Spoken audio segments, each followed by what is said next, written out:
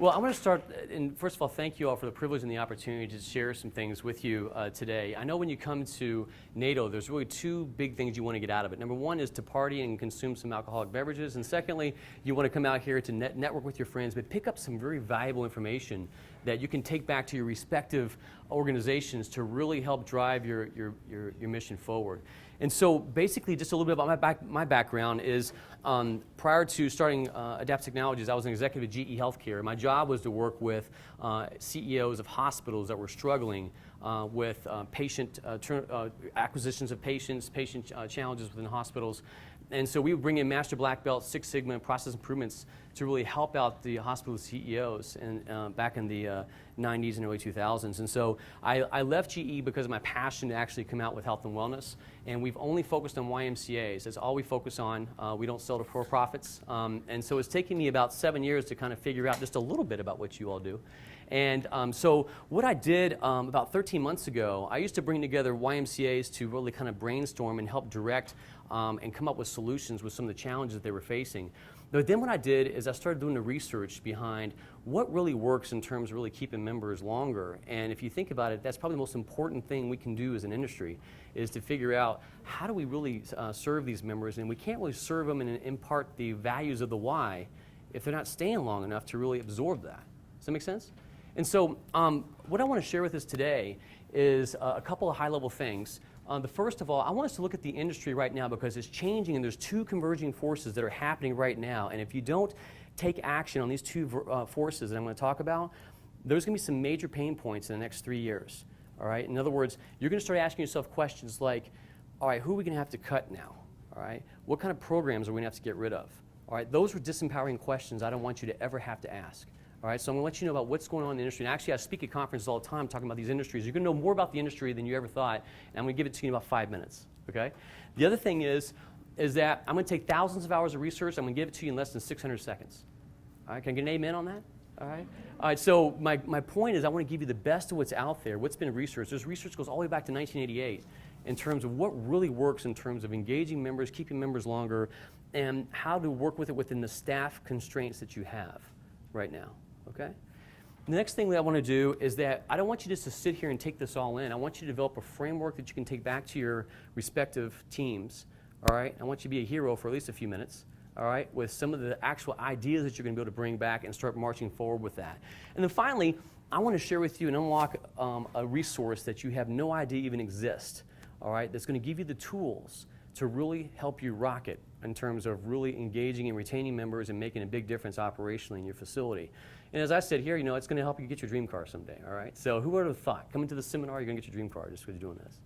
So let's move into this. What I want to jump into is that in the last 5 years, we have this perfect storm, these two converging forces that I want to talk about. The first of which is that if you look at the annualized growth in terms of facilities every year, since from 2010 to 2013, this is the last data that we have, annualized growth in terms of membership growth in our GDP. And then you also look at the fact that's absolutely just flat. You know, 1.9% is not even hardly any growth at all. You won't even count that. But if you look at the top line here, this graph right here, it's showing you the number of members that are using health clubs and YMCAs. And this is the actual number of facilities. What do we see here? Basically, supply is equal demand. So you're not building any more facilities. Why? Because the demand for that has stopped. All right, so when you have this trend over 4 years, economists are saying that we're actually have flattened down into more of a mature industry. And that, in fact, if you look as of 2011, that was our banner year. Since 2011, the average number of members per facility has been going down ever since. Okay, so we're in what's called a mature stage in an industry that we're all in together. You know, John F. Kennedy once said, "A rising tide raises all ships." And so basically when an industry is growing, there's enough room for everybody to have constant floods of new people coming into the front door. So there is some challenges here because you're going to have less and less people coming in the front door. The question is why? Why is this happening? Well, if you look at the market segmentation, we have multi-purpose facilities like the Lifetimes, the 24-hour fitnesses, you've got the Anytime Fitnesses of the world, and then you've got the member-based nonprofits like YMCAs and JCCs. This is 2011, the blue, the green is 2012, the gold is 2013. All right? You're seeing, particularly in the multi-purpose, they're losing big market share. And then even with the fitness only, the Y's had a little blip, and then now it's starting to go down. The question is, why has this happened? What do you all see different here from 2012, from 2013. Have you noticed anything?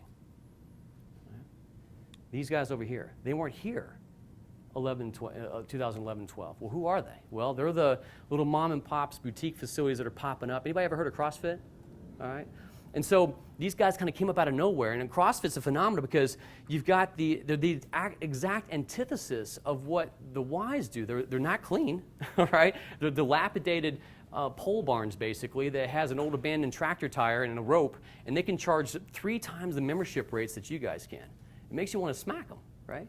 But this is an example of how new entrants coming into the market is starting to affect, the market that we're in right now. The other thing is, that's also different is that people have more options than they ever have before from technology. So you have P90X, T25, you have Xbox 360s. I can get access to home workout programs anytime that I want. That's been finally perfected where there's no friction anymore. It used to be very difficult to make that stuff work on your TV. Now it's not, right? And then you got boot camps in the park. You've got moms that are doing programs at the end of their cul-de-sacs. There's a lot of other options that really weren't even here 2 years ago. All right? So that's the first converging force that we have to think about as an organization is, okay, we cannot outrun attrition all the time anymore. We have to look at the fact that we're going to have less and less people coming in the front door, so we have to make the most out of that. And then we also have to figure out how to innovate and how to pivot. And I'm going to say pivot a lot because in today's entrepreneurial world, if you don't pivot, you're not going to make it. And pivoting is basically the secret sauce to looking at where the market's going and being able to create programs that match up to that market. All right. And one of the programs I do with YMCAs is I teach them how to develop what's called minimal viable products and different things to test the market and get in front of it, just like CrossFit did. So the Y is not playing copycat or catch up, they're actually leading the cause. All right. Now, the next challenge here is this. And this is really the amount of time that people actually stay with us as an industry. And this was actually a metadata done with Dr. Paul Bedford, and I'll talk about these folks in just a moment. But this was done back in 2013, and as an industry, this is showing the survival rate of when people join, how long did they last, okay? And so basically, if we had 100 members that joined in month 1, okay, 49 of those are gone within 12 months, all right? So it's interesting, what's the one metric that the Ys typically do when we measure retention? What is it called? What do we do? Yeah, 13-month rollover, right? And that's our way of looking at how successful. But think about that metric in and of itself. 13 months. That's what we count successful. All right. So that metric in and of itself is somewhat self-limiting because we're setting up a metric that's really kind of sets the bar pretty low, right? But look at when you take this out. This is what a lot of people don't look at. If we go out 24 months, how many members are left? 74 of them are gone. 74 have vanished. All right, and we go out to 4 years, all right? You look at, and now we have literally 90% or 90 of those 100 members that joined are gone, all right? So this right here, this area in the curve, this is really your business. This is really the revenue. This is your opportunity to hire more people, more staff, outreaches and sponsorships and so forth. This is why it's so important to figure this out now because, as I mentioned before, because the market has reached a mature stage, you're going to have less and less people to backfill that. So if you have less and less people to backfill it and this curve stays the same, is your revenue better or worse? It's worse. But if this curve starts to get worse as it is, and we have less people walking the front door, then we're going to start having some really tough decisions here in the years to come. So my job is to really help you all see what the research shows. This is the last slide I'm going to share with you. It's depressing, I promise. Okay. Now we're going to talk about how we're going to change this, how we're going to thwart this future here. So the question that a lot of people ask me is that, okay, we've been trying to fix this retention problem for years. I just pulled a Paul Ryan. And basically, we've been trying to fix this for years. Is it even possible? Can we even do it? We've tried all these different things. A lot of people just accept the fact this is where it's going to be. Okay? Well, if you look at the data and you look at the median, the lower 25th percentile and the 75th percentile in terms of length of stay, this is all different depending on the types of facilities that members are at. And if you look at the retention rates across the country, you have some people's retentions as low as 39% a year. Some are way up there. You have some like in the median. So what that tells us is that if it was all the same, that means there is no hope. There is no way we can change it. There's nothing we can do. The good news, because this is all different, that means there's a lot that we can do. Well, I want to introduce you to Dr. Paul Bedford. He has got 20 years in the fitness industry, master's in exercise and health behavior, master's in social science research, and I guess he just got bored and decided to get his PhD in factors that affect retention in the gym environment, all right? So who would ever think that there's actually people out there that has a PhD in this stuff, and that's all they do? All right? And it's not just Dr. Bedford. You've got obviously back in the 80s, you've got Prochaska and DiClemente that did the trans-theoretical models. You've got Unruh and Dersch. You've got obviously Bedford. You've got Dr. Melvin Hilsden, who's done a lot of this research, particularly on member engagement. All right? And so what makes this exciting is that, wow, these guys are really kind of figuring this stuff out for us, so we don't have to do these trial and errors, because quite honestly, folks, we don't have time to do that anymore. Ain't nobody got time for that, all right? We can't be figuring this stuff out and just throwing stuff up and say, well, let's see what happens next year, because that's what I'm showing you from the market dynamics. We have time to do it. So what I want to share with you is how we're going to do this. Let's just play a little game real quick, okay? A little pop quiz. How many workouts do you think it takes to get results? In terms of people feeling like, okay, I think I'm actually starting to I'm actually starting to see something here. I think I actually saw a piece of muscle somewhere, all right, after I did. So how many does that have? Is it 2 times a week for 4 weeks, okay? Is it 3 times a week for 12 weeks? Or is it 3 times a week for 8 weeks? All right, so how many of y'all, just take it in for a second, how many of y'all think it's A? Raise your hand. Don't look around, okay? Because if you look around, nobody's going to raise their hand, all right? How many of y'all think it's B, okay? And how many of y'all think it's C? All right, so it's split about 50-50 down the middle for this one, all right? And the survey says it's actually this. It takes a minimum of 36 workouts within a short period of time before someone's going to actually see results. Now, here's the challenge. 1/3 of those members that join, 1/3 of your members join, don't make it past 12 workouts, all right? So they're not reaching the therapeutic effect to see any results, all right? 50% of the members don't make it to even 24 workouts in 24 weeks. So we're selling a product that people, unfortunately, are not even able to see any kind of results that they're looking to get, all right? And so that's the conundrum that we're in, because this is like, it's like taking, you're taking your bacteria, like to treat bacteria, antibiotic. The doctor's saying take all the pills, right? Well, that's the challenge, is that we can't get people to that therapeutic effect to where they're going to start to see these results and start to get more self-efficacy. And we're going to start to talk about that in a minute to move forward. So the question that I always ask, because questions direct your focus. That's how we solve problems. So we have to ask ourselves, if we want to try to solve, is 4 questions. The first of which, why do people stop exercising, all right, in the first place? We need to understand that pretty well. The other thing is that what factors impact dropouts? What is causing these dropouts to happen? And then can we have an impact on those factors? And that's a very important question to ask, because it might be, like I said before, we can't impact this stuff. And then the next question, if you're a part of a association, particularly if you have a larger association, is that how can we do this consistently? Because anything that happens sporadically doesn't create changes, you know? I can diet pretty hard on a high protein, low carb, but once I get back on the Grader's ice cream diet, nothing really changes for some reason, okay? It's that consistent thing that we do is what causes these changes to happen. So let's look at this for a second. Factors that impact exercise adherence, all right? Here's some of the top, of the research that I did combing through literally hundreds and hundreds of documents on this, purchasing a lot of data.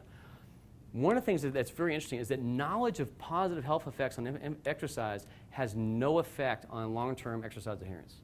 Yet what do we do as an industry? We talk about, hey, if you do this, you're going to get all these benefits. You're going to have more energy, and you're going to look lean and mean, and you're going to look like Sylvester Stallone after 3 workouts, and all these different things. And so the thing is that, ironic, all the research shows that has 0 impact on really getting people to exercise longer. But one of the big ones that most people don't think about is what's called exercise-induced discomfort. So I'm kind of getting into more of the behavior modification aspect of things. But has anybody ever heard what exercise-induced discomfort before? Has anybody ever heard of that? Can anybody tell me what it is? Does anybody want to guess? All right, go for it, Mike. Well, I think it's kind of that start-stop. You start so hard Mm-hmm. that I can't maintain it. Yeah, so what it is, you're exactly right. The thing is that the Ys are going after a certain market niche, all right? And what is that? What market do we go after? It's called a health what? Health seeker, right? And I'll tell you what's also fascinating about health seekers is that when I ask that question when I'm doing membership mastery training to Ys across the country, most of your staff have no idea what that even is. You all know it, but it's amazing what your staff doesn't know. and I'll say, let's define what's the persona of a health seeker, and it's amazing that they don't even know. And so there's a gap there we have to figure out. But see, my point being is that health seekers is the market that you're going after. So you have to think about, you're going after, if you think about it from a hospital perspective, you triage like the sick patients. They're the ones that are gonna demand the most amount of time, and they're gonna have the worst outcomes. Versus like your competitor down the street that might be an athletic club, they're not getting health seekers. They're getting ex-athletes and people that have a much higher self-efficacy and belief system right out of the gate. So the very market that you all are going after from YUSA on down sets you already up to have low retention rates because you're going after the sickest people. Does that make sense? And so the exercise-induced discomfort is such an important concept to get because health seekers have a very low tolerance for what we call exercise-induced discomfort. So when you start to work out with them, you might think that let's just try the treadmill for 10 minutes. Well, 10 minutes could be 9 minutes too long, okay? And then we start to put them on some type of resistance training program, and particularly exercise intensity has to be very, very low. And if we don't understand this concept, we'll push these people into a relapse very quickly with the best intentions. Because everything you and I do as a wellness entity is to work with people to prevent them from going into a relapse. Basically, we're all about behavior change. All right, because people are changing some significant behaviors to come drive out to your facility, park, go meet with a bunch of people they don't know, and do things they've never done before. All right, and that's a significant behavior change. And so all your strategies need to be is how to prevent them from going back into old habits. This will push them back into old habits faster than anything else can happen. All right, available time, perceived time, social support is huge. And it's not just social support within the why. You have to help them when you're doing your coaching sessions to make sure they're getting it from their spouse. Because let's say that, Dawn, you join the why, and then all of a sudden your husband's saying, hey, you work out at night after work. Your husband's saying, where's dinner? Don't you love us anymore? All right? That's a significant lack of social support, right? And that's also a significant barrier that will push you into a relapse very quickly. Those are the kind of things that we have to be aware of. If people don't enjoy their exercise, they're not going to do it for very long. That's the reason why exercise prescription is not something you do right out of the gate when you're working with members. And we'll talk more about that in a second. It's actually the opposite. And if people don't feel like they have choice, if they feel like this is the only cardio thing I'm going to have to do to get results, but it's not fun. And then the most important concept I'll say for last is self-motivation and self-efficacy. All right? Self-motivation, people have these inherent drives. And so what helps you is that we already know that people who have college degrees have a much higher retention rate. Why is that? Exactly, because it takes a little bit of motivation to get through college, all right, and graduate. All right, and so that's very important. But self-efficacy is very important too. It's probably the most foundational principle that we talk about, and that is that people inherently will not attempt to do anything different outside the norm of comfort, particularly if they feel like they're going to look out of place, look stupid, or they're going to fail. Think about it. When people start using the why and they start trying things, they're looking at this sea of stuff, and everybody else seems like they're just flowing and they're just fitting in, and then they're like, I'm not sure I'm going to do well at this, and I'm going to look bad. Then their level is so low, they'll go back into relapse very quickly. So we have to think about, knowing this, how do we develop our programs around building all this up? And that's really the crux of it. That's the reason why there's no technology that's going to fix your retention issues. It's all about your people and processes, all right? And so let's look at, if you boil it all down, the reason people stop is because they don't see results, they never reach that therapeutic effect, they lack that social support, which you can help out with, they lack the motivation and self-efficacy, they don't have the confidence they can do it. So by knowing that going into this, that's what we develop our programs around, all right? And quite honestly, I would bet that most of you have not even begun to think around these type of strategies. So how are we going to do this? The question is, let's take it to the next level. Why do people cancel the memberships? And let's look at what factors impact membership life. Let's look at how can we impact those factors, and can we do this consistently? All right, so I'm just going to throw a couple things out there. When I do these trainings, we'll spend almost an hour or two on a lot of this stuff. I'm going to do it in less than 60 seconds, all right? So let me just ask you a question. Do you think there's any difference between genders, male versus female, in terms of retention rates? How many of y'all think that there is a difference between men and women? There's higher retention rates, either men or women, okay? All right, how many say there's no difference at all? All right, so it's about 70-30, all right? The research shows there's absolutely no difference between men and women, all right? Which goes back to the fact that it all has to do with how we, from a cognitive standpoint, are accepting the challenges and the barriers and so forth with behavior change. So let me ask you another question. Do you think that the number of visits in the first month has anything to do with long-term retention 13 months later? Now, I kind of use the Socratic method because that's an easy question, all right? So my next question is, Smarty Pants, what's the minimum number needed? Oh, everybody's all quiet now, okay. Everybody's all quiet, okay. All right, so give me some numbers. What do you think? Minimum number in the first 30 days? 4, okay. Biddy-ba, biddy-bo. What do you got? 4, 8, okay. 10, okay. All right, 5. Okay, so we're going. So let's look at the research though. All right, and that's the key, is that we focus on the research about what it is, not about, let's just guess, okay? So this was done with over 22,000 members, all right? And what they found at less than 4 visits is that your retention rate is already below 60%, right out of the gate, okay? And then if you get between 4 and 7, it jumps up quite a bit, 8 to 11. In fact, if you look at the delta between just 4 visits and 12 visits, it's a 15-point difference. Just the number of visits in the first 30 days. Now, why is this data important? We know that it's important for it to get people to use the facility. But why this is important is because a lot of Ys will spend a lot of effort putting programs together that the member is going to move on to, like in month 3 or month 4 or month 5. All right, we need to get focused with all of our resources on the first 30 days. That's all we got to do.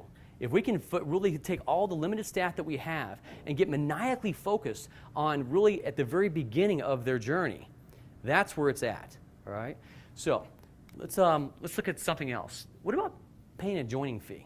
All right. I know you guys waive joining fees so often for things, but does that impact retention? 12 months later? Okay. No, doesn't. Some says yes, some says no. All right. So the question is if it does impact retention, is it negative or positive? What do you all think? Positive? Okay. Here's what the data shows.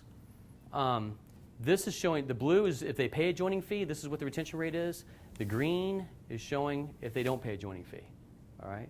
So this is number of weeks down here. So again, a year later, they don't pay a joining fee. A year later, what happens? This is pretty fascinating.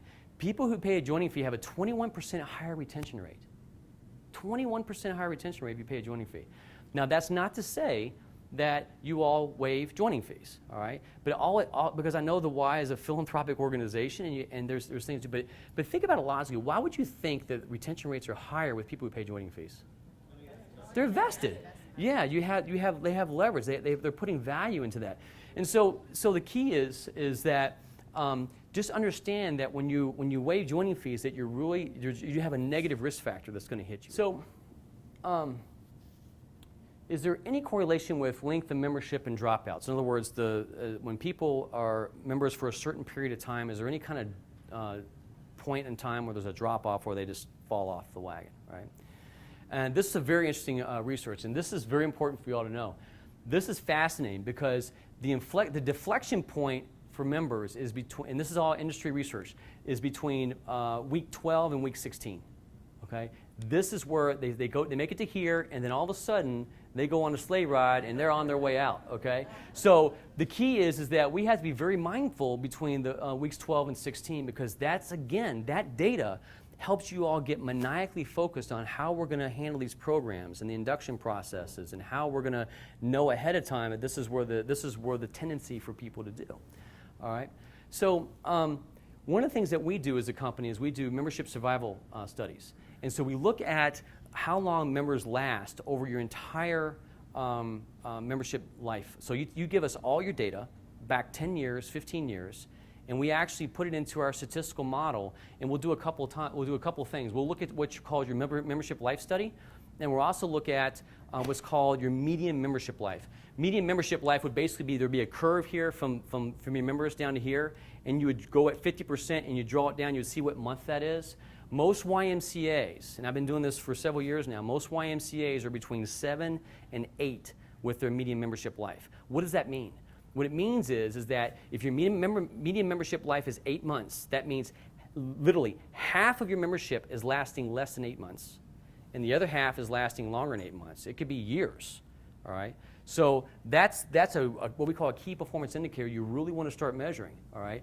This was a Y, and I don't mention any Y's names, but this was a Y we did. It was a very large association, and we looked at the membership life survival study, and so it's showing what percentage in month 1 that they had member dropouts, month 2, month 3. That adds up to 58% terminations in just 3 months' time.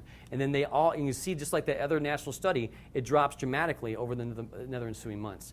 And by the way, this is not January or February. This is any month that you start from, any month, all right? So knowing that, again, so that really helps you understand how well, we're getting members to stick with your programs. But it seems like this 3 months seems to be a pretty magical number there. Now, one of the things I want to ask you a question is, we hear about this word member engagement. Have you ever heard that word before? So my question is, everybody's talking about member engagement now, all right? And it was funny. About 2.5 years ago, I Googled member engagement and YMCA, and I got about 4 hits, okay? Try Googling member engagement and YMCA and watch what happens. You're going to see posting after posting for member engagement director, director of member engagement. It's all these positions now that the Ys have gathered around. And so it's fascinating how all the vendors all of a sudden they have member engagement solutions for everything, all right? And they throw around these nomenclatures that, hey, we got all these solutions. Well, my question is there any research that even proves that member engagement improves member retention? Has anybody even seen it, if it even exists? It's a pretty big leap of faith, and it's kind of a cattle mentality just to start jumping after all this stuff just because we're hearing all these buzzwords out there. So let me just share with you a couple things. Does staff interaction increase visit frequency? All right. Now you say that with confidence. All right. Is that your final answer, or you want to phone a friend? I'm a member, I'm a board member. No, of course. And that's how it happened for me. No, and the thing is, the good news is that it absolutely is the case. But the question is how much? What if it's just a few percentage points? You're putting all this staff effort into all this member engagement. What if it's just a little bit, right? And so this study was done by Dr. Milvin Hilston. It's pretty fascinating. The likelihood of a member coming back the following month, all right? So if they have one engagement event, there's only a 20% likelihood they're going to come back the next month, all right? If there's 2 to 3 engagement events, there's a 50% chance. If there's 4+ engagement events, it's 80% chance they'll come back the following month. That's only for 1 month, though. All right. So if you're going to be into the member engagement, which is the right thing to do, and besides, even if it didn't impact member outcomes, that's what the Ys do, right? That's who you are. But the bottom line is that what they found is it actually repeats throughout the year. It doesn't attenuate over time. So you had a question? But what I want to focus on too for a few minutes is onboarding. How many of y'all heard the term onboarding? All right, a lot of you. All right, now how many of y'all have a formalized onboarding program in place right now? All right, so less than about 25% of you. This is pretty interesting because the question we have to ask ourselves is that what is the impact of onboarding new members? All right, and the next question you need to say, are there any key factors that make more of an impact? So it's one thing to onboard people. It's another thing to how we onboard them and what does the onboarding look like? Or is there key things that need to happen there? And 3, what are they? And then 4, how do we do this consistently? Okay?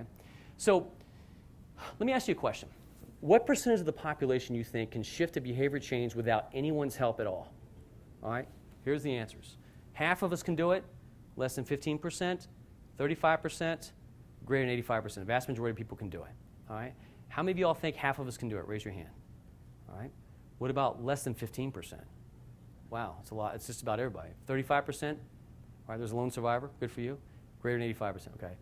And the survey says, okay, so it was less than 15%. So what that means that if you don't get engaged with your folks that join, there's an 85% probability they're just not going to make it. And all the other data that I shared with you absolutely corroborates that. Okay? So the thing is that why is onboarding so important is because less than 15% of the population can shift to behavior change on their own. They got to have your help to do it. Okay? And so in order to keep these folks, we've got to launch them properly into the Y community. Now this fits so into what the mission and what the Y does. It's great. This is a great methodology that I want you all to start focusing on. And so the thing is that what is onboarding? That's the question. We've got to figure out what that is, because that gets diluted too. We hear the word, these terminology like member engagement and onboarding. So here's the way I took onboarding. I wanted to give you a definition so you understand what it really is, okay? Onboarding is simply where there's an intentional process. It doesn't happen by chance. There's an intentional process whereby a new member, all right, because really if you want to fix your retention, you focus on new members, by the way. It's too overwhelming to try to go after everybody. The people that are already here in the summer, they're not going anywhere anyways. I mean, if you got people working out in the facility in the summer, they're here to stay. So we're going to focus on new members. And they're introduced gradually into the YMCA by meeting one-on-one with a dedicated professional or coach. And what we do is we're discovering the members' goals, their level of self-efficacy, their barriers, motivational interviewing, listen first, some of the stuff that you already have, using some of those tools. But really understanding what this stuff means and where that member is. And you want to guide those members to help them reach those goals and getting integrated into the Y family. That's a key component of what the onboarding process is. Does that make sense? So now that we understand what that is, let's look at Dr. Bedford's landmark onboarding survival study. This was done in 2009 with over 75,000 members over 2 years. All right? What he did is he had a control group that had one 60-minute induction. So they all had, every one of these members, of these 75, every one of them had a 1-hour meeting with a wellness coach. But then on the experimental group, they had that 1-hour meeting, but they also had 3 additional appointments, but they weren't as long. One was just 30 minutes, one was 20, and one was 10. So it's basically 2 hours of staff time for these new members, and it was all done in the first 30 days. All right? So this wasn't spread out, and so they're applying this, okay? So let's look at what happened.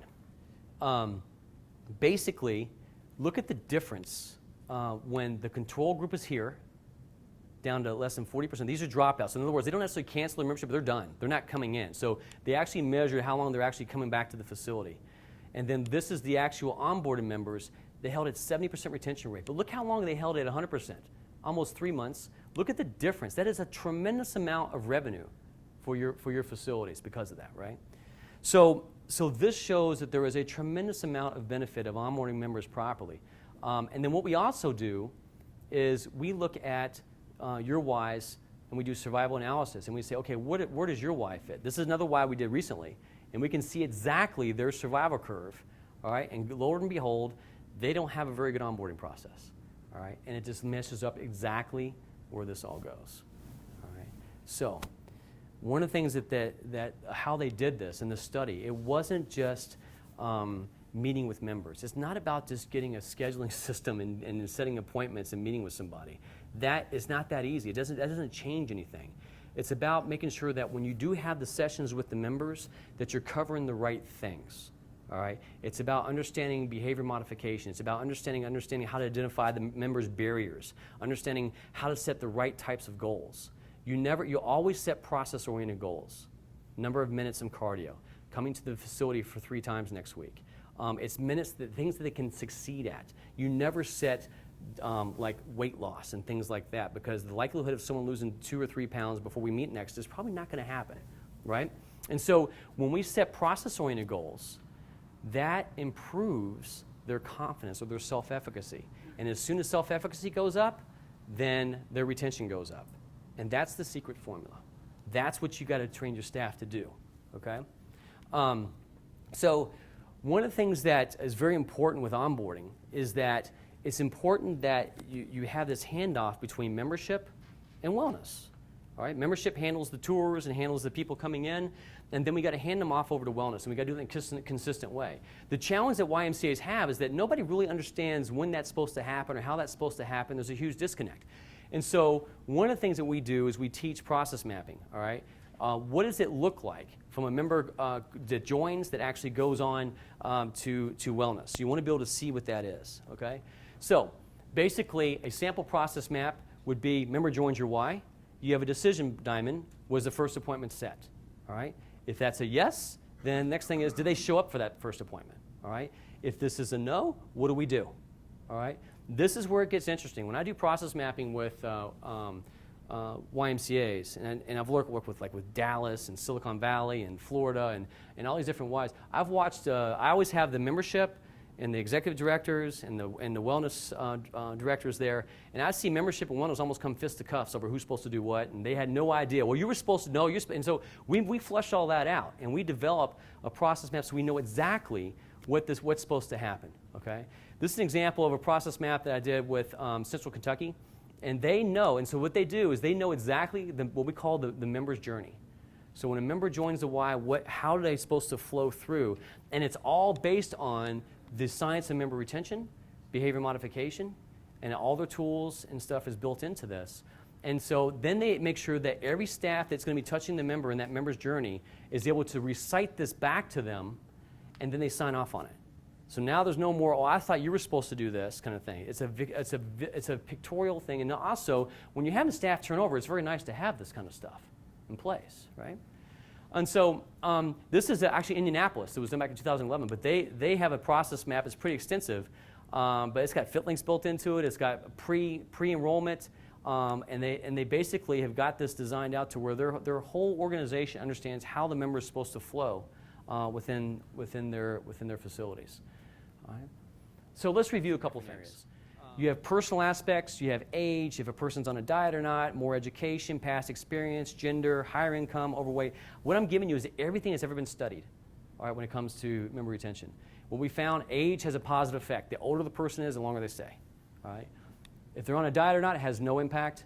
The more education they have, the longer they stay. Why is that? I talked about it earlier. They have a higher degree of self-motivation, right? Past exercise experience, if you have a belief system that you were able to get in shape before, it's a much easier to visualize, I can do this again, versus a typical health seeker that's always failed and has never succeeded. And the problem with the health seeker, it becomes a downward spiral because every time they join and come back, they failed. And so their self-efficacy keeps going lower and lower and lower until you guys get that and intervene and help them build up their self-efficacy again. It will be a perpetual cycle that you'll never win. Higher income, gender has no effect. If someone's overweight, actually is a negative effect. All right? It ties back into the health seeker. They've never been able to lose it. They've never had success. That make sense? Okay? And then mental aspects. If they have perceived lack of time, that's a negative. High self-efficacy, high motivation, if that's positive, I mean, if they have a high degree of this, man, that's solid. You may not even need to onboard them. You can triage. If they've been an ex-athlete and they just want to, you got to triage, and you only have a limited number of staff. We got to focus on the people that are the sickest, right? And then from a behavioral standpoint, if they enjoy exercising, if they fit in well, and they have some cohesion there, they believes in health benefits. See, that has no effect, right? Social support. If they're a smoker, negative effect, okay? Personality type, early gym usage, they really start coming in a lot, and they get a part of an onboarding program. You see, these are all the puts and takes you have to think about when you're designing your retention strategies, because that's what I'm trying to give you, all right? And we can obviously help you put together a program that's going to do that, but I want you to have it right here, and when you can get started on this. Okay, I just put together a simple model of where you all are. All right. In the center of this is basically the challenges that most facilities face. The big part in the middle is staff development training. All right. We always run out of money, we run out of time, we run out of resources to train the staff, to give them the skills they need to do what we want them to do, to make that impact.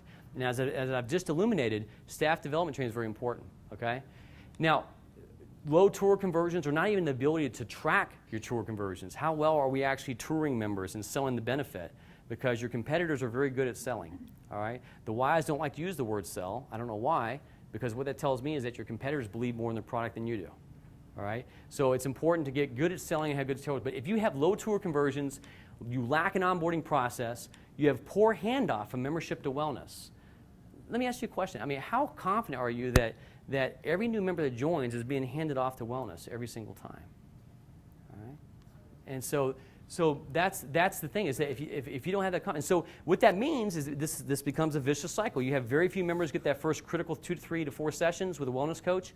But even if you do get those sessions and you lack an effective wellness engagement, you're not talking about the right things. We're talking about putting them on, cross training and things like that, because the members will tell you they can do anything. They want to lose all this stuff like right now. All right. And the thing is that if my wife is a physician, if she were to give out Percocet to everybody that asked for it, we'd have a bunch of addicted people out there, all right? So then if you have no way to objectively measure your engagement and your member outcomes, you just don't know where you are, then you really have this low member success rate and you have this high attrition rate, no improvement in building your membership base. When I study YMCAs, what's fascinating is that I look at all the members that come on. I look at their beginning membership total, all right, the membership base in January, and then we go through all the puts and takes. We get to December, and at the end of the day, at the very end, the membership base is either flat or low, or it hasn't even ticked up. It's the exact same, and it's like the definition of insanity. It's just like we repeat this every year, and our membership base just stays like this, right? And all this work you know the average, you know how much it costs to get a member? The average acquisition cost to get a member is $300 for every member you get. By the time you look at all your marketing, your promotions and stuff, $300 a member is what it costs. All right? So one of the things that we really focus on, and I want you all to think about this, is that I've given you all this information. All right? Now you can say, okay, that was great. We're going to walk out of here and you're going to forget it as fast as you came in. But one of the things I want to challenge you on is that if you really want change to happen in your organization, these are the 5 things that has to happen. All right? This came from YSA on down. All right? So you have to have a vision. You have to have the skills. In other words, you can't take someone who was a personal trainer last year and you put a wellness hat on them and a behavior modification specialist without training them. And that's what we tend to do. We say, this year you're going to be called this. And the hat changes, but no skills have changed, right? And then, you need to incentivize. You need to have resources, and you need to have an action plan. That's how change happens. If you lack a vision, which that's not even the case here, but let's say you lack a vision and you have all these different things, people are just confused because we're just doing all kinds of stuff, but we don't really know why we're doing this, right? But if you lack the skills, you have not put skill set training in place, but you have everything else, and all of a sudden you start, here's some new software, and try this out, and you have unlimited resources. All it does is create anxiety because these people don't know how to do this. They see your vision, but you haven't given them the skill set to make these changes. I've always said that the greatest gift as a leader you can give your employees is additional training, because that's what they crave. It helps them do their job better, helps them grow. All right? Now, if you're lacking incentives, all right, change happens slow. If you lack resources, it creates a lot of frustration.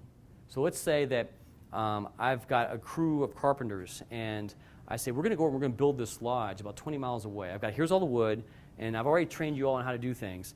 And we're going to create this lodge that's going to help, abused children. All right, I'm creating the vision. Only problem is we don't have a truck.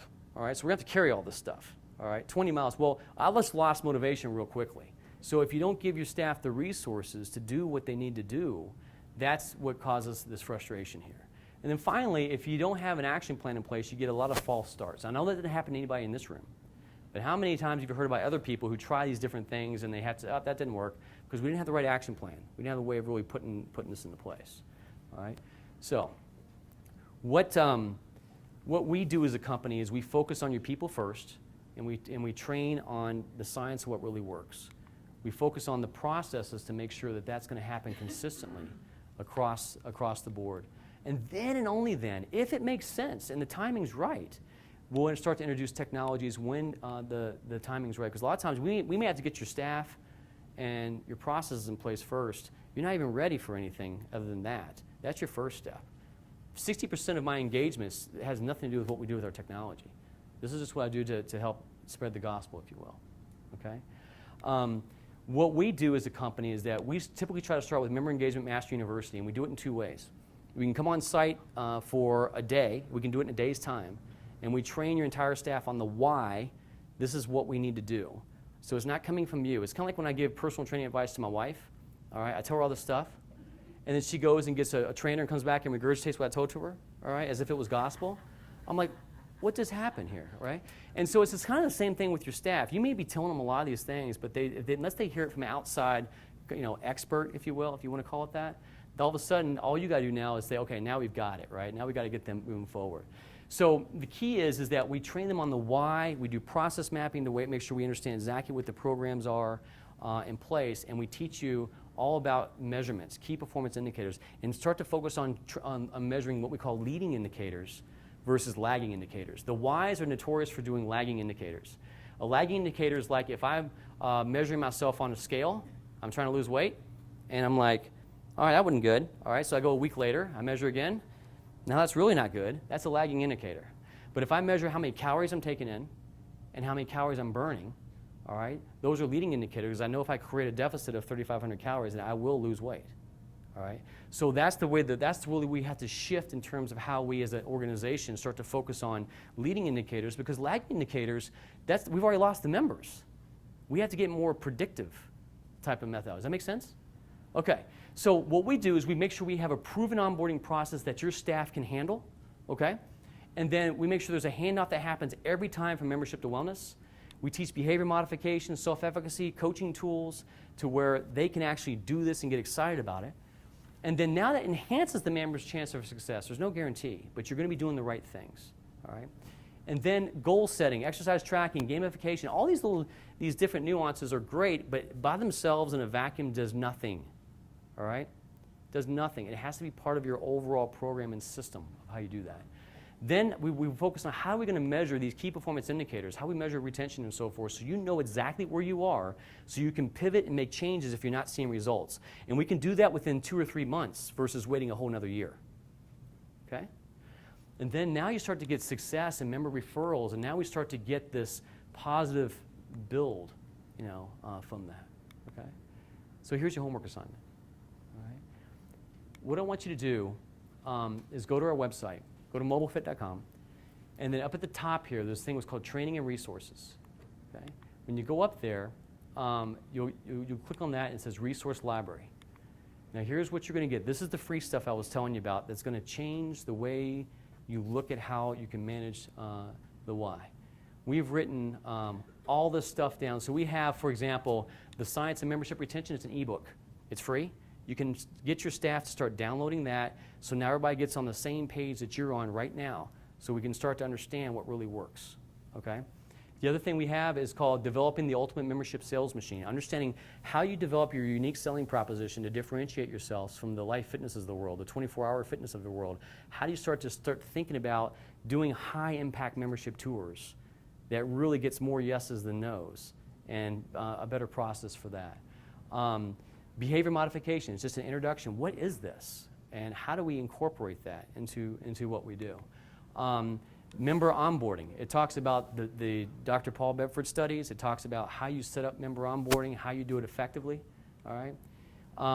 Building the ultimate wellness coaching program. That is what happens in your onboarding. What do we train the wellness coaches to do during those sessions? And it breaks it down to session 1. Here's the outcomes that you want to get out of those members. Session 2, this is what happens next. How long should these sessions be? What's the research say? And you can start to build that program in place, okay? And then for the leaderships here, decoding the mysteries behind CTQs, KPIs, leading indicators. These are all metrics that businesses like the GEs of the world and the Mercks and the Apples of the world use to run their businesses. CTQ is critical quality. That's what members determine is important to them, not you. KPIs are key performance indicators that you want to measure that helps you understand and have a dashboard of how we're doing, and you get it very quickly, okay? And I talked about leading indicators. Then also, how do you measure measuring with the right stick? How do you measure the true membership decay and membership retention? Because sadly, most of your operational systems are not even close to giving the right numbers of what you really need, all right? The other thing you can do is if you go to our blog, you will have, we have got content out the wazoo from health seekers, from part 6. This is part 6 of 7 ways of engaging members at your fitness center. Simple behavioral modification principles. It is the only site on the planet where you can go and have all this information in one place that produces the information, that produces the types of things you want. So it's going to give you the tools to make that happen, okay? So the thing is that if you really want to take this to the next level, this is free as well. Go to go.mobilefit.com/assessment. And we designed this assessment so you can really understand what your current state is. So you're going to understand the good, bad, and the ugly. It's entirely confidential. But it really understands where you are as a business, okay? Everything from staffing to skill sets to membership, competition, all that kind of stuff, all right? And this is all responsive design. You can actually go on your mobile phone and do all this stuff right now, all right? Not while I'm talking, though. All right? So if you go there, we'll actually give you a response in 24 hours of our assessment of where you are and a free phone conversation about that. And we don't try to sell you, all right? This is just our way of giving back.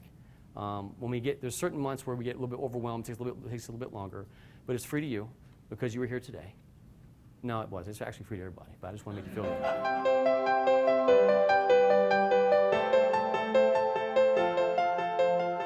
Product portfolio-wise, we are the only company that develops mobile applications. We don't do basically anything on the web, iPads and mobile applications for your staff, all right? Because that's where it's at. If you go to rent a car at Hertz, you don't go to a computer to do it. If somebody has an iPad and they walk with you. If you walk into the Apple store, there's no cash register. Well, think about where you all are. When you have iPads, you can walk the floor. So we have iPad apps for your membership to do tours. So your tour is 100% digital with us, all right? And we plug into all the operational software. So imagine, if you will, I'm just walking and talking with Ted here, and by the time we finish our talk here, we're ready to join. And I've captured, I know exactly how many tours he did, what his conversion rate was, if he handed someone off, because the calendars are all built into our system, to the wellness coach and so forth, okay? And then we have wellness coach apps where the wellness coaches are actually doing the onboarding. So instead of going back in a room, we walk the track and we go over behavior modification. We find out what your goals are. We find out what barriers you've had. All right? We can even start to walk the floor, walk up to an exercise machine, and put your seat settings in, and start to build a program right there digitally as we're just walking the floor. All right? So we're tracking all that. Professional service, from a member experience, we use Mobile 3.0 technology. What is Mobile 3.0? It's the next phase of mobile applications, and we're the first company to provide it into the YMCAs. What that means is that typical mobile apps, you have web apps nobody uses. You have typical apps that just behave internally, they don't do anything else. But Mobile 3.0 interacts with the environment around you. It's contextual, okay? Let me give you an example of how we do it, and I'll close up. You have all this different information that's being pulled. Exercise equipment, the coaches are interacting with you, group fitness classes, front desk software. We use iBeacon technology where you can stick anywhere, and we can track things. Social media, body wearables, even physician referrals we're starting to work with. So the member has the mobile phone. All this stuff comes in there. We're collecting data from all these different things. All right, but plus it's all coming back to the member in a contextual way around them. Let me give you one example of how we do that, okay? Take, for example, your facility, all right? And if I had MyFitnessPal doesn't know anything about anything inside this facility, all right? So I can track stuff, that's great, but if this becomes your app, which we private label, and we just take this little low-energy Bluetooth beacon, self-powered, battery powered, lasts 3 years, and I stick it at the front door here. The member walks in, and it automatically activates the app, okay? And it lets me know, Dawn, Lance and Stacy are up on the second floor. They're ready to serve you, all right? And we know where Lance and Stacy is, by the way, because of the coach apps that we have. So we use geofencing. So as soon as they walk in the building, they're now on the floor, okay? So then let's say that we walk in, and a lot of people don't want to do exercise prescription. They just want to explore, but it's overwhelming to look at all this equipment. Imagine, if you will, you just have beacons on this equipment. When you walk up to the equipment, you may not know what it is. It just shows up. I don't have to look for it. I don't have to scan for it. It's just there, okay? Pretty cool. And so then I can track my stuff and so forth automatically. Our second generation that's coming out later this summer, these beacons have accelerometers. We connect them to the cables. It actually counts your sets and reps. It's like a FitLinks in your pocket, all right? How cool is that? Now, what happens is that I can go over to the group fitness area, and if I just go outside the room right here, it will actually show me the class. It pops on the phone. I can see a video. Like, let's say I see a video Zumba. I say, okay, I won't be doing that class, all right? But somebody else will walk up, hey, that looks pretty cool, right? So the thing is that it actually lights up your whole facility. And if I go into that room and I come out, it logs me into that class, ties me to that instructor, all right? And I objectively know who's using that. And then if I come over to an area that has no equipment, it has maybe a Swiss ball or freeform exercises, I open up my nice little YMCA app, and it shows me just exercises around me that's available, all right? And then anywhere I go, we're getting aggregate data to know what classes are being used most often, what equipment's being used most often automatically. And we also know how long you stay in the facility, so we're able to give you data about what programs, what types of members, and so forth, and how long they're staying there. All right? Will that be customized to show programs that the Y does? Yes, we absolutely can, because we can grab the web link from your operations software and we embed it into the app itself. Absolutely. Group fitness classes, everything. So this is just an example. Is we have all kinds of different technologies.